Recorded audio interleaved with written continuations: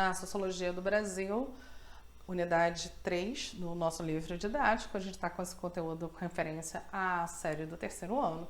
Eu sou a professora Maria Priscila Chagas, da Rede Santa Mônica.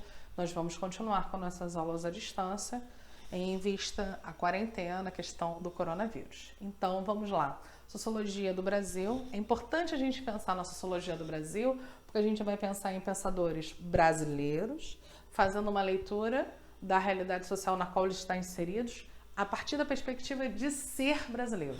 Isso é uma perspectiva extremamente importante. Então, a sociologia é uma ciência que se dedica ao estudo dos fenômenos sociais e às interações humanas. Então, utilizar instrumentos e uma forma de leitura brasileira é importante para fazer uma leitura da realidade brasileira a partir do que nós vivemos aqui.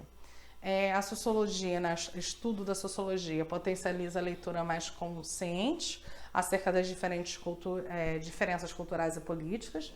É importante entender que a gente vai utilizar métodos, instrumentos, ferramentas para fazer a leitura. A disciplina impulsiona as leituras acerca das variações simbólicas mobilizadas por diferentes sociedades para conformar a identidade de um povo com base nas suas tradições e motivações culturais. E aí a gente vai começar com 3 autores, né? O Silvio Romero, que vai ter um destaque sobre a leitura, né, da evolução da cultura nas instituições sociais. Ele vai falar muito sobre o domínio do homem branco sobre os meios naturais e a distinção racial entre os negros e os indígenas, né? A gente vai falar sobre Euclides da Cunha. Euclides da Cunha, jornalista que foi acompanhar o exército em direção a Canudos para conter uma rebelião. E aí a gente também ainda tem o Oliveira Viana, que construiu um estudo refinado, explorando, entre outros aspectos, o processo de formação social da nação. Apesar de a inovação dos aspectos metodológicos, Viana não conseguiu fugir da relação racial binária, dicotômica, entre brancos e negros, porque eles viviam numa realidade ainda distinta, né? Que era uma contraposição entre brancos e negros. Ainda a gente precisa fazer uma leitura de marco maior, que a gente precisa compreender que naquela época, na época desses autores, a gente tinha algumas concepções sobre as relações interraciais. O que se compreendia é que qualquer miscigenação produzia uma raça degenerada, e essa mistura racial ela era uma piora. E aí você imagina que a gente está falando do Brasil a partir da construção entre branco, português, indígena, o nativo, e os negros, os africanos. O Brasil é uma mistura racial. Então a gente está num contexto em que a gente lê como, né? O Brasil era um país de miscigenação e, portanto, produzindo raça cada vez, uma população, uma nação cada vez pior. E romper com essa perspectiva era o intuito de todos esses autores. Euclides da Cunha vai escrever Os Sertões e ele vai narrar, né? Ele vai falar a diferença entre a sede do Império e o interior do Brasil. Ele vai falar sobre a genialidade do sertanejo. Ele vai destacar aquele povo como a genuinidade brasileira, para romper com essa perspectiva de que a gente tinha alguns problemas históricos nessa época. A gente vai falar sobre essa questão da leitura da miscigenação como um problema, e ainda tem a questão da gente viver nos trópicos, né? Abaixo do Equador, nesse calor onde não teria condições de surgir nenhum tipo de genialidade. E aí a gente vem com Gilberto Freire, maravilhoso, que vai construir uma leitura a partir da miscigenação. Foi influenciado pela antropologia norte-americana.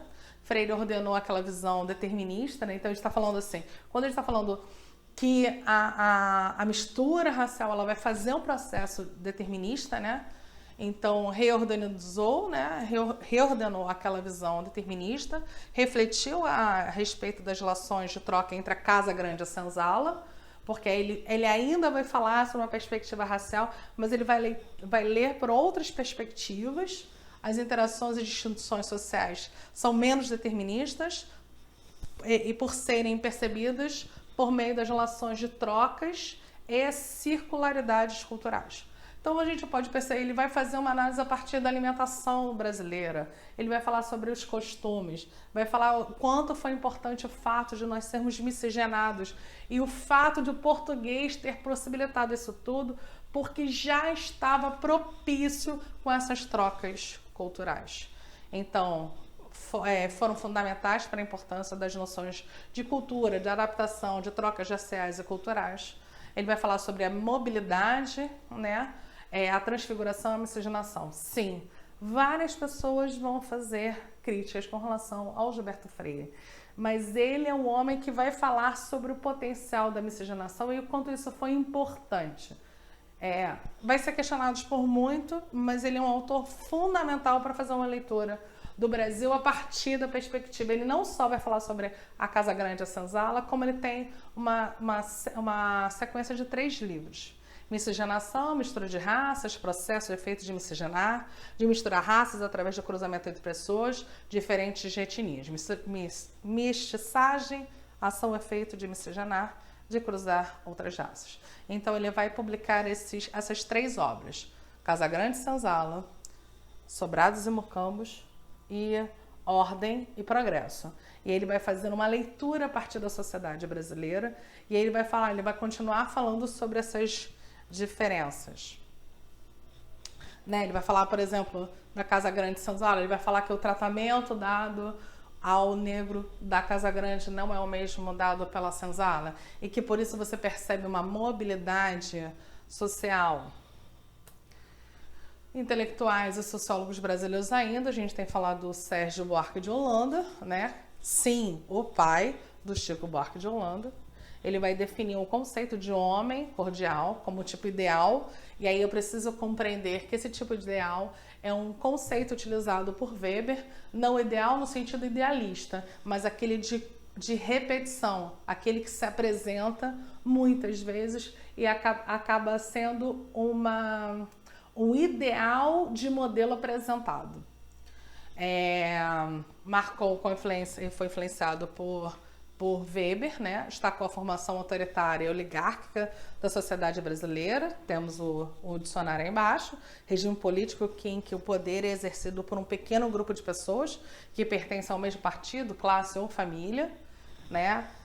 E bem evidenciou o traço elitista de uma cultura política marcante no Brasil. Então, quando ele vai falar, ele vai escrever ele vai escrever um livro chamado As Raízes do Brasil, e dentro desse livro ele vai criar o conceito sobre um homem cordial. E não é cordial de cordialidade, mas é cordial porque ele está se relacionando ao coração, ao core.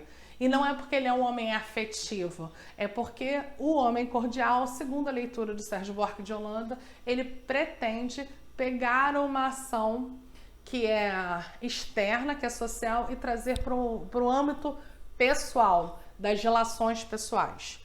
É como eu vou na secretaria da escola pegar um documento e o documento demora 40 dias para ficar pronto. E aí eu penso, não, mas eu sou uma aluna tão boa, eu sou tão legal, você me conhece, não dá para você dar uma melhorada, uma agilizada? Não é jeitinho brasileiro. Mas é você tentar pegar uma relação racionalizada, que tem prazo, que tem estrutura, e tentar fazer com que ela seja uma relação pessoal. Então, por exemplo, quando o aluno fica dizendo assim, professor, corrija a minha prova com carinho. Então, assim, então o professor ele não tem que avaliar uma prova de maneira mais carinhosa ou não, por conta do aluno. Ele tem que ser objetivo na sua correção. Quando a gente traz para o lado pessoal no sentido, mas eu sou tão boa aluna, por que a senhora não tenta corrigir a minha prova melhor? Então, essa é uma característica, né, da leitura sociológica de Sérgio Buarque de Holanda. E aí a gente passa para o Caio Prado Júnior. Esses 3 são conhecidos como os explicadores do Brasil, né? O autor em sua obra defendeu o passado colonial brasileiro, marcado pelas relações de escravo, bem como a estrutura patriarcal e elitista, determinou sua condição econômica e social como um país dependente e subdesenvolvido. É importante para a organização do nosso conteúdo que a gente faça anotação, revise o nosso material didático, Continuo com a sugestão da elaboração de um mapa mental. Aqui são as referências que foram utilizadas. E até a próxima aula. E não esqueçam, fiquem em casa.